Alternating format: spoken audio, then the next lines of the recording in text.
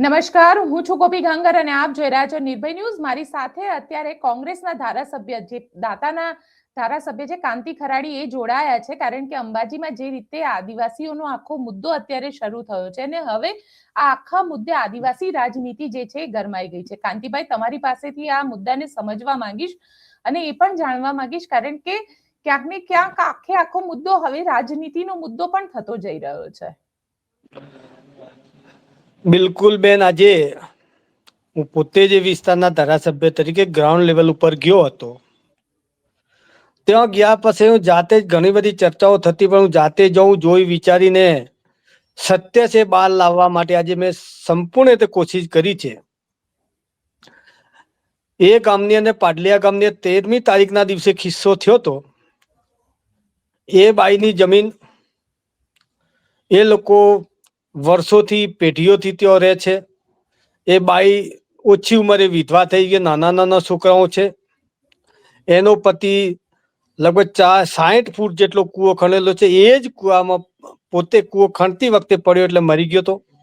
એ કૂવો વન વિભાગે જાણી જોઈને એ કૂવો પૂરી નાખ્યો છે. એનું જે ઘર હતું એ તોડી નાખ્યું છે. એની જમીન હતી, એ જમીનમાં કાયદેસરના ખાડા ખણવામાં આવ્યા છે. આ એક જાતનું જાણી જોઈને કરવામાં એટલા માટે કહું છું કે આટલા દિવસો નહોતું થતું, અચાનક કેમ થયું? એ વર્ષોથી રહેતો હતો. કાયદો બધાના માટે લાગુ પડે છે. 2006 પહેલા જો કબજો હોય તો સનદની જમીન હોય, સનદની જમીન ના હોય તો FRA ના દાવા રજૂ થયા હોય તો છતાં 2006 પહેલનો કબજો તો દાવા રજૂ ના થયા તો દાવા રજૂ કરવાની પણ છૂટછાટ છે. અને એ બાઈનો કબજો અંદાજે કહું છું કે જાણે 5 વીઘાનો કબજો હોય ને એ બાઈને કે તો એ બાઈને 1 વીઘાની સનદ આપી હોય અથવા તો ખાલી સિર્ફ ઘર કરવાની જો જમીન આપી હોય, સનદ આપી હોય, બાકીની નિયમ અનુસાર જે જોગવાઈ પ્રમાણે જે જમીન આપવી પડે, 1 વીઘો આલ્યું તો 4 વીઘાઓ એ બાકીની આપવી પડે.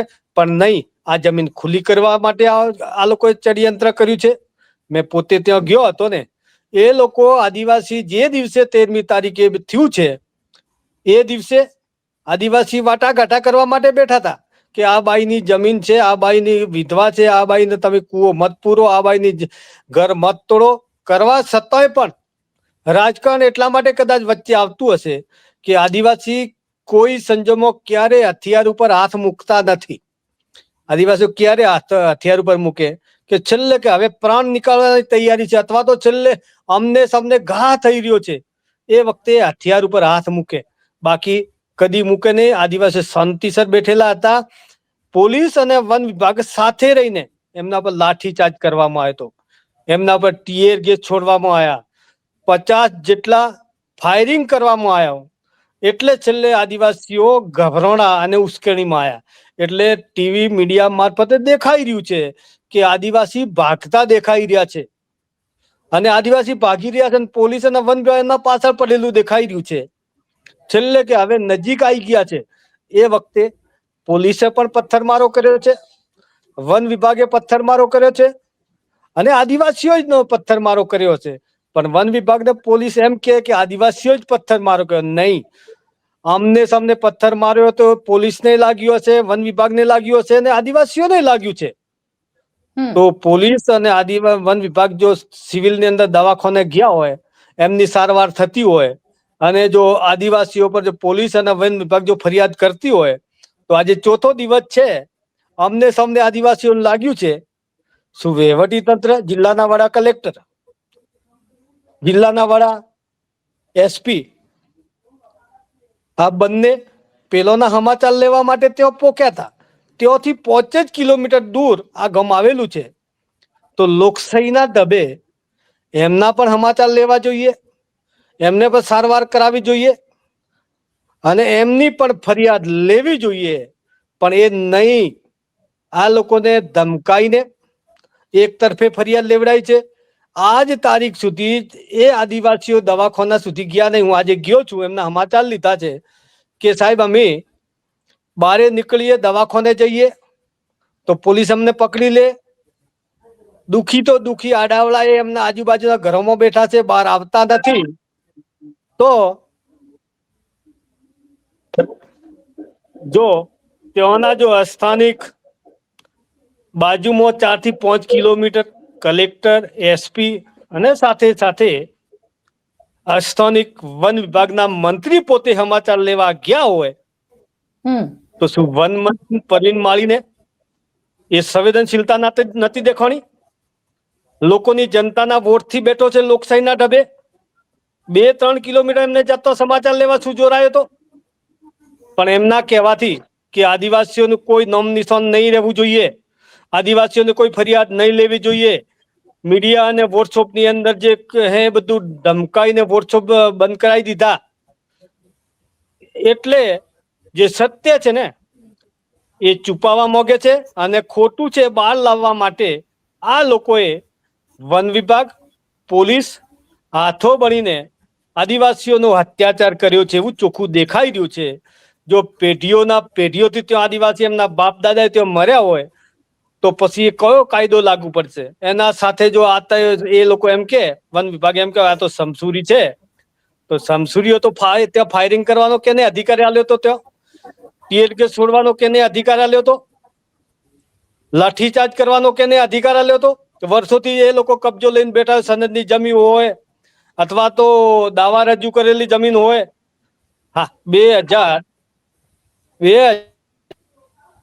2005 પછીની જો કબજો હોય તો એમાં નોટિસ આપવામાં આવે. નોટિસ આલ્યા પછી 1 નોટિસ, 2 નોટિસ, 3 નોટિસ આપ્યા પછી વન વિભાગ પોલીસનો સહારો લે, રેવન્યુ વિભાગનો સહારો લે, પછી દબાણ જો હટાવવા જતા હોય તો વાંધો ના કહી શકાય. પણ આવું તો શું વન વિભાગને સૂઝ્યું કે રાતોરાત નોટિસ આલ્યા વગર અને પોલીસ પણ એના હાથે કઈ રીતે સપોર્ટમાં આવી ગયું કે એના કહેવાથી આયા એવું ચોખ્ખું દેખાઈ રહ્યું છે. કે પરવીન માળીને હું જગ જાહેર કહી રહ્યો છું કે આદિવાસીઓનો અત્યાચાર કરતો બંધ થઈ જાય. ને ગૃહમંત્રી પોતે, પોલીસ તો ગૃહમંત્રી ને એ તો અત્યારે ડેપ્યુટી સીએમ છે, એમની સંવેદનશીલતા ક્યાં ગઈ? પોલીસ પોતે ગયા તો એમના ડ્રોન કેમેરા ફરી રહ્યા છે. કેટલા આદિવાસી હતા, કેટલા પેલોની ફરિયાદ, એમની ફરિયાદ કેમ ના લેવામાં આવે? એ સત્ય છે. સત્ય છુપાવવા માટે આજે આદિવાસીઓના ઉપર અત્યાચાર કરે છે. આદિવાસીઓ બહાર નથી આવતા. હું ગામમાં ગયો છું, આદિવાસીઓ ગામથી બહાર નીકળ્યા નથી. મને મેં બોલ્યા કે તમે અહીંયા કે ના, અમે ગામમાંથી બહાર નહીં આવીએ. સાહેબ તમે જાતે અમારા સમાચાર લેવા આવો. તો શું આ ચૂંટાયેલા પ્રતિનિધિ લોકશાહીના ઢબે સમાચાર લેવાનો અધિકાર નથી? કલેક્ટર વડા છે જિલ્લાના, એમનો અધિકાર લેવાની જવાબદારી નથી? એસપી પોતે ગૃહ વિભાગના વડા છે, એમની જવાબદારી નથી? પણ જોણી જોઈને આ કરાવવામાં આવે છે. પણ જે દિવસે આજે હું તો સાથી ઠોકીને કહી રહ્યો છું કે આદિવાસીઓને માર્યા છે, લઠ્ઠીચાર્જ કર્યો છે, ટીયર ગેસ છોડ્યા છે, ફાયરિંગ કર્યું છે, પણ આ અમીરગઢને દાંતામાં કર્યું છે. આદિવાસી ઓછા નથી, હજુ ઓછા પર છું તો બીજા ભેગા થશું. આદિવાસીઓને આ લોકો પહેલી વખતે સંછેડ્યા છે. આ લોકોને આદિવાસીઓની જમીન માલિકીની હોય, વન વિભાગની હોય, બધી ખુલ્લી કરાવી દો ને આદિવાસીઓ ધિકારીને કાઢી દો અને પછી અહીંયા ઉદ્યોગપતિને લાવવા માટે, બેહાડવા માટે આવ્યા છે. એટલા માટે અંબાજી કોરેમોરે જે આદિવાસી છે ને એ બધાને કાઢવા માટે આ રાજકીય મુદ્દો એટલા માટે આવી રહ્યો છે કે કાયમી માટે કેમ આદિવાસીઓ પાછળ જ પડ્યા છો? એમનામાં હિંમત હોય, હું તો કહું ડેપ્યુટી સીએમ ને કહું છું અને વન વિભાગને કહું છું કે તમારામાં 56 સાતી હોય ને તો કેટલી રેવન્યુની જમીન છે દબાણમાં ખુલ્લી કરાવી બતાવો. શા માટે તમે આદિવાસીઓ પાછળ જ પડ્યા છો? મારે કોઈ સમાજનું નામ નથી હાલતો, પણ વન વિભાગની કેટલી જમીન દબાણમાં છે આદિવાસીઓની જ ખાલી કરાવો છો. અને સરકારમાં હિંમત હોય તો રેવન્યુનું, સિર્ફ રેવન્યુ જમીન કેટલી દબાણમાં છે ને ખુલ્લી કરીને બતાવો તો ખબર પડે. પણ એક આદિવાસીઓને જી કાંતિભાઈ, આજે તમે ગયા હતા ત્યાં તમને જતા પણ રોકવામાં આવ્યા હતા? મને શા માટે રોકવામાં આવે? હું તો મારા ઘરમાં બેઠેલો હતો, એટલા માટે ઘરમાં કહું છું કે મારો મત વિસ્તાર છે, હું ગમે તે ટાઈમે જઈ શકું છું. મને કહેવામાં આવ્યું કે ભાઈ આ તો સમસુરી છે, ત્યાં તમે ના જઈ શકો. આદિવાસી વર્ષોથી પેઢીઓથી એમને શરમ નથી આવી કે તમે ના જઈ શકો? હું તો આદિવાસી વર્ષોથી રહે છે, હું મારા વિસ્તાર એટલે મારું ઘેર કહેવાય છે, એ ગમે ત્યાં દિવસે બી જઈ શકું, રાત્રે બી જઈ શકું છું. એમને મને કોઈ રોકવાનો અધિકાર નથી, કહેવાનો અધિકાર નથી. હું તો એમને આમંત્રણ આલું, પરવીન માળીને કહું છું, મીડિયાના મારફતે કહી રહ્યો છું કે તમારામાં દમ હોય ને આવો એકલા મત જાજો, જો સાતીમાં બાલુ કે એકલા મત જાજો, કોંતીભાઈને સાથે લઈ જજો. એક પણ આદિવાસી તમારા હોમે નહીં આવે, એક પણ આદિવાસી તમારા હોમે શબ્દ નહીં બોલે. આવો મારા હોમે બેહો કે હકીકતમાં શું છે, તમે શું માટે આદિવાસીઓને અન્યાય કરો છો, શા માટે અહીંયાથી કાઢવા માંગો છો, શું તમે આદિવાસીઓ પર લેવા માંગો છો, શું તમે આદિવાસીઓ જમીન પડે કેટલું ભેગું કરવા માંગો છો. વર્ષોથી આદિવાસીઓ તો રહેતા ને, પણ એમને સદબુદ્ધિ એ આપી છે. માતાજીની પ્રાર્થના એ કરું છું કે આ લોકો શા માટે આદિવાસીઓ પાછળ પડ્યા છે. ભાઈ આદિવાસીઓ તો પેઢીઓથી હોય છે. તમે આજે મંત્રી થયા છો, પેલા નતા. અચાનક એટલા માટે કહેવા માંગુ છું કે કોઈ એક પણ નોટિસ નહીં આપી, કોઈને કીધા વગર પોલીસ અને વન વિભાગ ભેગા થઈને અચાનક જતું રહેવાનું, તોડફોડ કરી દેવાનો. એક પણ એમ કે છે અમારા પર તીરકમઠું ચલાવ્યું હતું. કેને ચલાવ્યું તીરકમઠું? અમારા પર ધાર્યું ચલાવ્યું. કેને ચલાવ્યું ધાર્યું? અમારા પર પથ્થરમારો કર્યો. કેને પથ્થરમારો કર્યો? એ વિસ્તાર એ ટાઈપનો છે. અમને પથ્થરમારો કે થયો હશે તો નાથ ભાગમાં પડ્યો તો નીચે પથ્થર બી પડ્યા, ક્યાંક લાગ્યું બી હોય. તીરકમઠાના બદલે એમ કે અમને તીરકમથી ચલાવ્યું. ત્યાં તો એકલા ઘોડા બાવળ છે આજુબાજુ, ના હાથે કદાચ ઘોડા બાવળના કોટા બી ઠટી શકે છે. પણ આ લોકો જાણી જોઈને સત્ય છે તદ્દન છુપાવવા માંગે છે અને ખોટું બહાર લાવવાની એક ષડયંત્ર છે. અમે કહીએ છીએ જેટલા મારવા એટલો મારજો, પણ 100 વર્ષ સુધી આદિવાસી નામ પડે ત્યાં સુધી અંબાજીથી ઉમરગામ વાળા બધા એક થશું અને અંબાજી સુધી આવશું, પણ સરકાર સાથે નહીં ઝૂકીએ. અમે સરકાર પાસે અપેક્ષા એ રાખીએ તમે તમારી નીતિ છે, નીતિ સાફ રાખો. આવી નીતિ મત કરો. તમને આવા ખરાબ અનુભવ કરવાનું બંધ કરો. અને શા માટે આદિવાસીઓ પાછળ પડ્યા છો? આદિવાસી વર્ષોથી રહેતા, એમને કોઈ દિવસ ચેતવવાની જરૂર નથી. આદિવાસી કોઈ દિવસ હોમાં પડ્યા નથી, તો આજે બી નતા પડે. શા માટે એમને ઉશ્કેરવામાં આવે છે? પણ ઉશ્કેરણી કરી અને ઝઘડો પોલીસ અને વન વિભાગ હાથો બન્યો છે. આ લોકોના કહેવાથી કર્યું છે, એટલે સમજી જોઈને એમને ફાયદો નહીં થવાનો. અમે હોમે આવ્યા છીએ. આજે તો ઘણા બધા પક્ષાપક્ષીથી પર રહ્યા છીએ. ભાજપના મારા હોમે ચૂંટણી લડેલા મારા પાસે આવીને બેઠા હતા. એ કેમ આવ્યા હતા? આદિવાસી હતા એટલા મેં કીધું પક્ષાપક્ષીથી પર રહીને છે. એટલે આ રીતે બધા જ આ બાપ ભાજપ બધા ભેગા થયા હતા. જાત આદિવાસી એક પણ, અને પાછું મેં આમંત્રણ આપ્યું છે કે જાત આદિવાસી ને 18 વરણ આ વિસ્તારમાંથી 18 વરણ રહે છે. આજે આદિવાસીઓ પર અત્યાચાર છે, કાલે તમારા ઉપર છે. અંબાજી અંદર બધો ઝૂંપડો તોડી નાખ્યો છે. ઝૂંપડો બધો ગરીબોનો જ તૂટ્યો છે, અમીરોનો નથી તૂટ્યો. તો આ બધું અંબાજીના કોરે મોરે 15 થી 20 ગામડો આ સરકાર જાણી જોઈને ખાલી કરાવવાની કોશિશ કરી રહી છે. એટલે અમે જપીને બેહવાના નથી. કાંતિભાઈ, મારો સવાલ આપને એ છે કે આમ આદમી પાર્ટીના ચૈતર વસાવા પણ આવતીકાલે ત્યાં આવી રહ્યા છે, એટલે ક્યાંક અંબાજીથી લઈ અને જે આમ આદમી પાર્ટીનો વ્યાપ છે એ વધારવાનો ત્યાં આગળ પ્રયત્ન કરવામાં આવી રહ્યો છે, પગ પેસારો કરી રહ્યા છે આમ આદમી પાર્ટી વાળા એ વિસ્તાર. પાર્ટી તો ઠીક છે, પાર્ટીની તેવું નહીં કહી શકતો, પણ આદિવાસીને રૂએ કદાચ આવતો હોય, આદિવાસી ભાઈ તરીકે આવે તો કઈ વાંધો નથી. એ લોકો ત્યાં કદાચ અત્યારે નવરા હોય, ફ્રી હોય તો આવી શકે છે. પણ આટલું બધું આદિવાસીઓ પર અત્યાચાર થતો હોય તો એ તો ઠીક છે, પણ બીજા બી અહીંયાથી અંબાજીથી માંડીને ઉમરગામ સુધી જે આદિવાસીઓ છે ને એ પણ અહીંયા જોડાશે. જ્યાં સુધી અમારી બેનને, જ્યાં સુધી અમારા ભાઈઓ પર ફરિયાદ કરી છે એ કે તો ફરિયાદ ખેંચે અથવા તો અમે એફઆઈઆર નહીં કરે ત્યાં સુધી હવે અમે જપીને બેહવાના નહીં. આ પેલી વખતે આ આદિવાસીઓને ઘણા દિવસથી આ લોકો સંછેડતા હતા. અમે હવે હાથમાં આવ્યા. એ લોકોનો પાપનો ગળો હવે ફૂટી ગયો છે.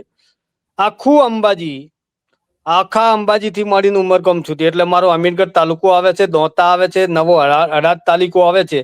આદિવાસીઓને કેમ ટાર્ગેટ કરવામાં આવે છે? એમનામાં નીતિ હારી હોય તો આદિવાસીઓને કેમ ટાર્ગેટ કરવામાં આવે છે? મેં પહેલા કહી દીધું છે કે એમનામાં હિંમત હોય તો રેવન્યુ જમીન અઢળક કબજો કરીને બેઠા, ખુલ્લી કરાવી નાખે. ઉદ્યોગપતિઓ નાલ દીધી ખુલ્લી કરાવી નાખે. ન જેવી વીઘો 2 વીઘા જે જમીન લે આદિવાસીઓ લઈને બેઠા, એના ઉપર નજર ફાટી ગઈ છે લોકોને.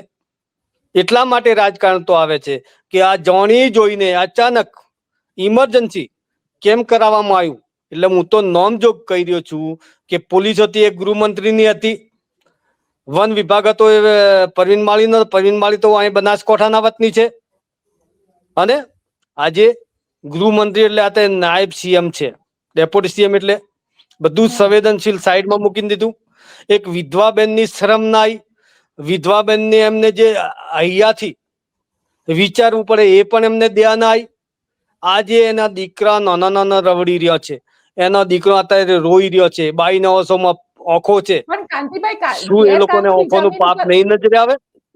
તો કાંતિભાઈ પણ ગેરકાનૂની રીતે કબજો લીધેલો હોય તો એ તો સરકાર પોતાના ફરજમાં આવે છે કે કબજો પાછો બેન, લઈ કોઈ શકે. એટલા માટે મેં પહેલા કહી દીધું છે કે ગેરકાનૂની કબજો નથી, એટલા માટે કબજો નથી, વર્ષોથી ને પેઢીઓથી ત્યાં રહે છે. એટલે પેઢીઓની કહીએ એટલે 2006 પહેલનો કબજો હોય તો પહેલો મુદ્દો એ છે કે 2006 પહેલનો કબજો હોય તો સરકારના નિયમ અનુસાર કબજો છૂટો કરાવાઈ જઈ શકતા નથી. 2006 પછીનો કબજો હોય તો એમને એ વ્યક્તિને નોટિસો આપવામાં આવે કાયદાની ભાષામાં. નોટિસ એક નોટિસે નહીં, બીજી નોટિસ, ત્રીજી નોટિસ ને ચોથી નોટિસ. એટલે વન વિભાગ પોલીસનો સહારો લે કાયદાની અનુસાર, કાયદાની ભાષામાં, અને આ સાથે સાથે રેવન્યુ વિભાગનો પણ સહારો લઈ સાથે મળીને કબજો ખુલ્લો કરાવવા જાય. પણ 2006 પહેલનો કબજો હોય ને તો ભલે સનદ ના હોય, ભલે દાવો રજૂ ના થયો હોય, દાવો રજૂ કરાતા પણ પ્રક્રિયા ચાલુ છે, પણ 2006 નો પહેલાનો કબજો તો નોટિસ બી આલવાનો અધિકાર નહીં, કબજો છૂટો કરવાનો અધિકાર નથી. એ કલેક્ટરે હમણાં ગયા મહિનામાં કાયદેસર લખીને આપ્યું છે વન વિભાગને કે 2000 પહેલનો કબજો તો છૂટું કરવા નહીં જવાનું, એવું કલેક્ટરને લખીને આપ્યું છે. તો છતાં એની અવગણના કરીને એમની અમલવારી કર્યા વગર વિરોધમાં જઈને વન વિભાગ છૂટું કરવા જાય એટલે અત્યાચાર ના કહેવાતો અને બીજું કહેવાય શું? હવે પછીનું શું સ્ટેપ હશે કાંતિભાઈ તમારા લોકોનું? બેન, અમે આવતીકાલ સુધી અહીંયા પોલીસ વિભાગને કહી દીધું છે, મીડિયા મારફતે કીધું છે, અમે મળવા જવાના નથી.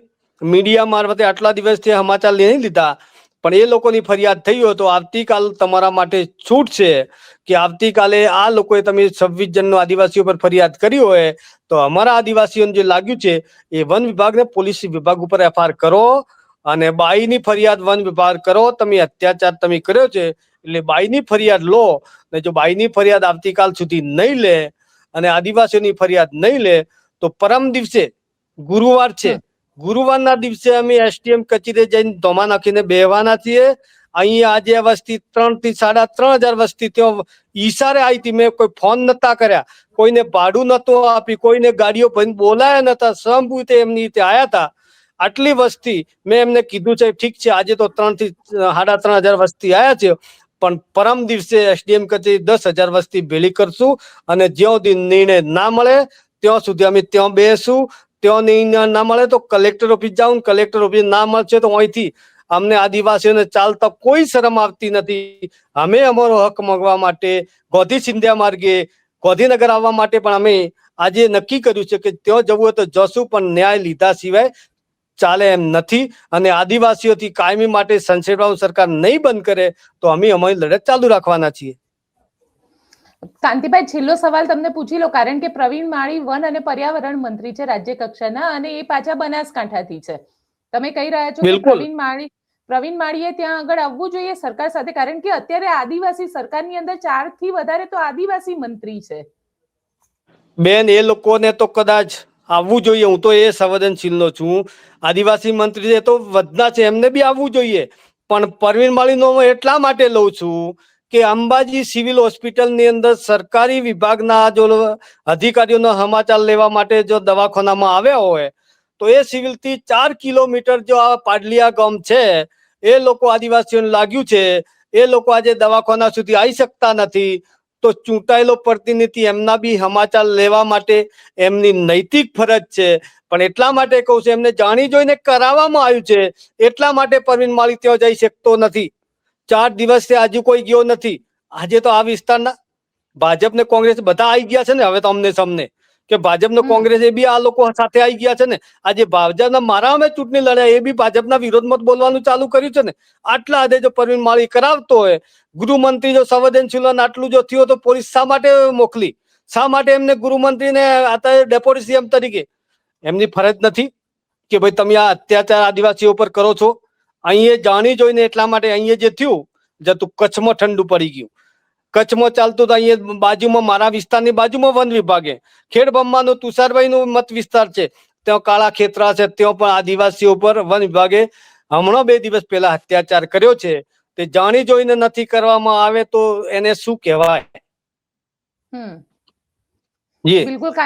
બિલકુલ કાંતિભાઈ, ચલો જોઈએ કે હવે આમાં સરકાર FIR લે છે કે નથી લેતી. આપ અત્યારે મારી સાથે જોડાયા તેના માટે આપનો ખૂબ ખૂબ આભાર. જી જી જી જી જી.